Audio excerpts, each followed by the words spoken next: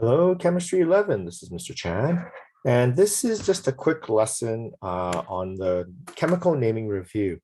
Now, the reason why it's going to be quick is because most of you have probably done this in Science 9 and Science 10, and so hopefully this is just a quick review for Chemistry 11. Now, recall, the ultimate goal in an atom's life is to obtain a full outer shell, whether you have 2 electrons or 8 electrons, recalling back from the Bohr model in Science 10. How they do that is they either receive, give, or share electrons when they join with another atom. Now, some terminology that you should be aware of. First one is ionic bonding. Ionic bonding is a metal and non-metal joined together. Now, another name for this would be AKA salt. Okay, that's the general term for an ionic compound. Okay, it would be a salt. So what happens is in this particular case is when an electron is transferred from the metal to the non-metal. In other words, the metals lose electrons and non-metals gains electrons. Now, the key thing you should be aware of is the definition of a metal is something that loses electrons. That is key. So metals lose electrons while non-metals gain electrons. So please be aware of that. Now, back in grade 9, back in grade 10, what you learned was that metals were on the left-hand side of the periodic table, while non-metals were on the right-hand side. Here is another layer. Metals, they tend to lose electrons, so we want to make sure we look at this, while non-metals, they gain electrons. Okay, now, for covalent bonding, non-metal, non-metal, the atoms share electrons so that both atoms have a full outer shell. Now, another name for covalent bonding is AKA molecular compounds. Molecular compounds. Okay. CMPD is compound. Now, another terminology that's used when atoms join together is something called the combining capacity, or in some books they call it, or the ion charge.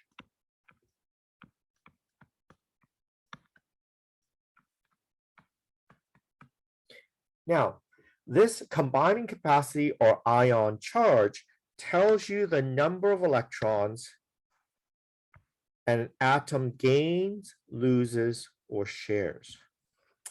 Now, if it has a positive combining capacity, the atom tends to lose electrons.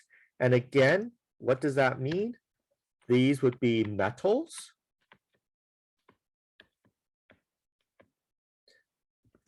While the negative combining capacity, the atom tends to gain electrons, and these would be considered the nonmetals.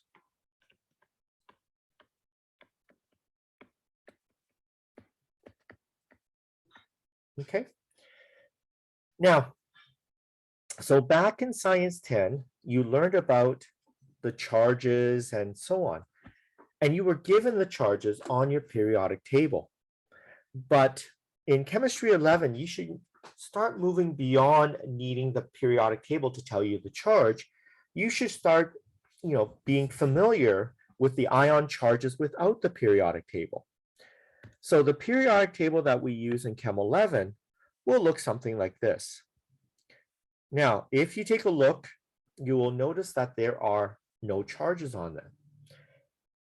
But what you can do is by looking at the location of the elements on the periodic table, you are actually able to determine what the charges generally are.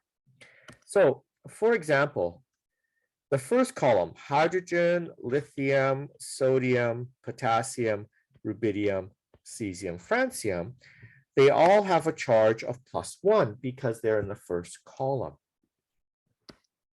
The second one, beryllium, magnesium, calcium, strontium, barium, radium, that would be +2.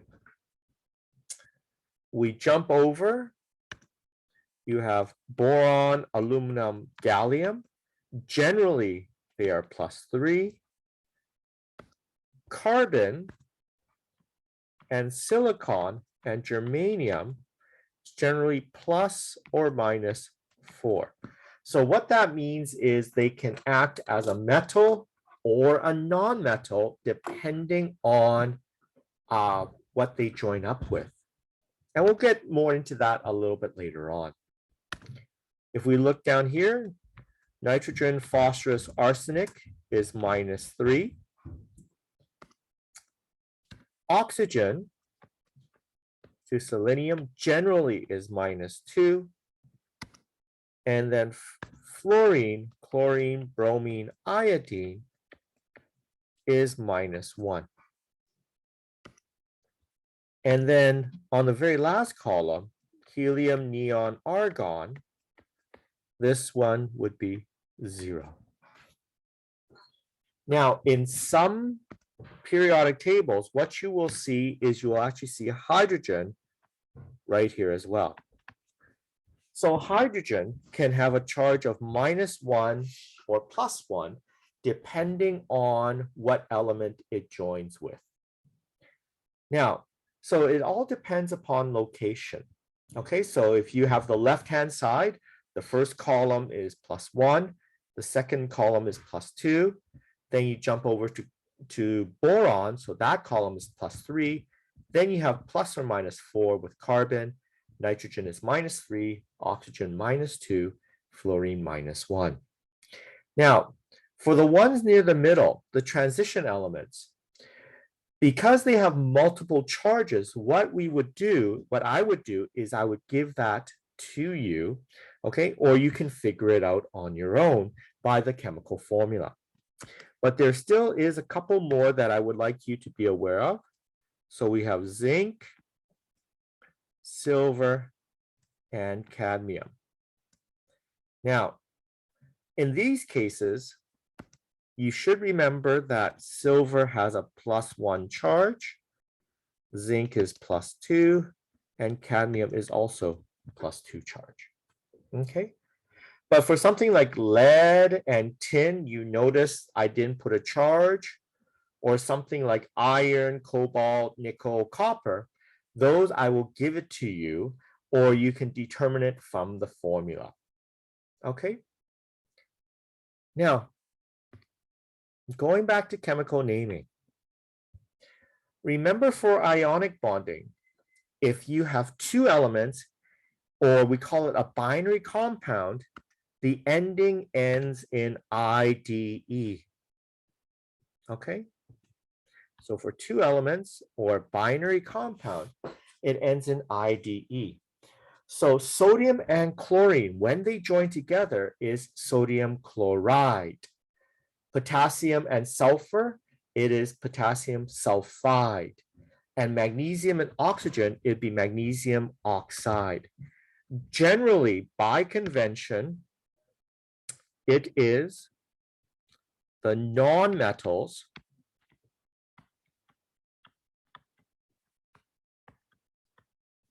change the ending.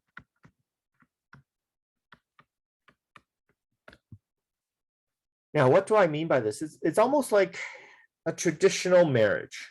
All right, let's say you have a traditional marriage where you have a husband and wife.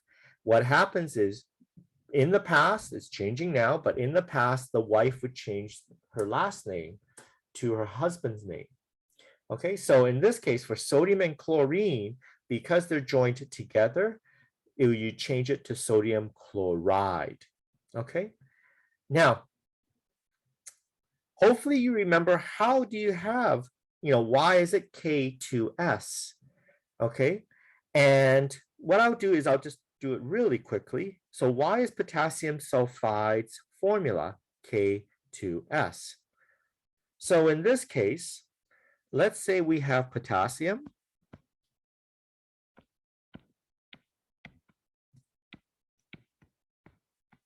and we have sulfide. Now, potassium is K plus 1. How did we learn that? Is if you go back on your periodic table, potassium's in the first column, it has a charge of plus 1. Now, sulfur is on the right-hand side, and in the column, it has a charge of minus 2. So in this particular case, sulfide would have a charge of minus 2. Now, depending on your teacher, all right, some of your teachers would use the math method or something like that. I like to use the hand-holding method. So potassium, since it has a plus 1 charge, it has one hand. Sulfur, since it has a minus 2 charge, has two hands. What happens is the hands, they need to join up. So in this case, this potassium and this sulfur, one hand has joined. Yay. I need to add another potassium with a hand so that the other hand joins up as well. So notice there's no free hands. And then all I need to do now is write out how many potassiums did I write. So in this case, I have potassium, I wrote down 2, sulfur, I have 1. So that's how I have K2S. Now, hopefully this is a review for you back in Science 10 and also Science 9. Now, remember I said for the periodic table, there were some that don't have assigned charges here, like iron. Okay, I didn't give it a charge. Well, what happens is, in this particular case, if one of the metals has more than one combining capacity, for example, like iron, you need to use Roman numerals to show you the charge of the metal ion. So in this case, what happens is the 2 in this particular case says that it is an iron with a plus 2 charge, while this one is, it would be iron with a plus 3 charge. So if there are multiple charges, what you would need to use is you would need to use Roman numerals. The example would be like in movies. If you were watching Iron Man, Iron Man has 3 movies, so you have to designate it if it's Iron Man 1, 2, or 3. Or if you're thinking about Star Wars has 9 episodes, they use Roman numerals to say which one. Okay, now you might say, well, Mr. Chan, why doesn't potassium need a charge? Why isn't it potassium 1 sulfide? Since potassium only has 1 charge, you do not need to put Roman numerals. For example, if you watched, Shang-Chi, it was only 1 movie, so therefore you did not need Roman numerals. Okay? Now, polyatomics, again, hopefully this is a review of what you learned back from grade 10. So polyatomics is a group of atoms that stay together and carry an overall charge.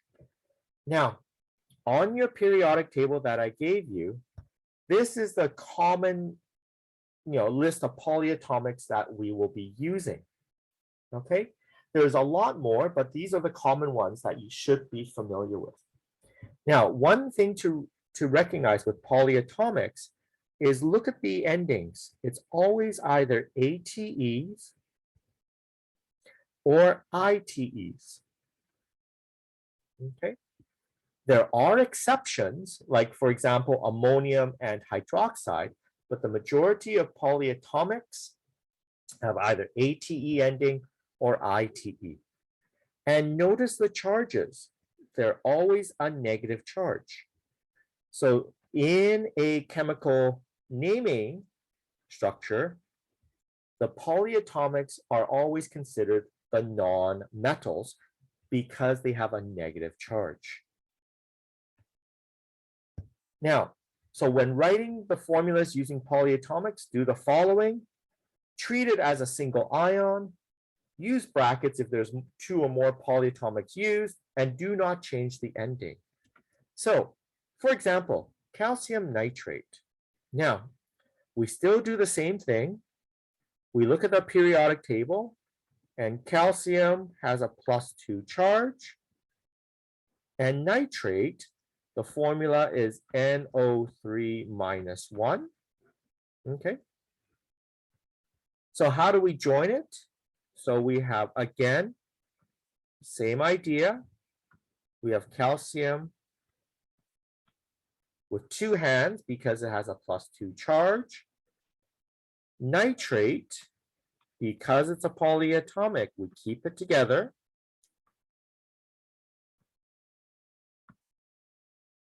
Has 1 hand. We're still focused on joining hands, like what I did up here with K2S. And so what you have is, in this case, we have 1. And then we need another nitrate to join the hands. Whoopsie.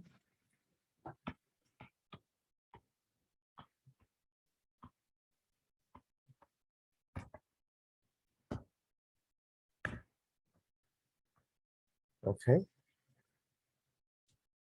So now what we write down is we have 1 calcium and NO3, we have 2. So that's how we have CaNO3 brackets 2. Okay. Now I'm going through this fairly quickly because of the fact that the majority of this should be review of Science 10. All right. So what I'm going to do is I'm going to stop it here for this particular lesson. And then the next lesson, I will go over things like covalent naming and acid-base naming. All right, folks. Thank you very much. Have a good day. Bye-bye.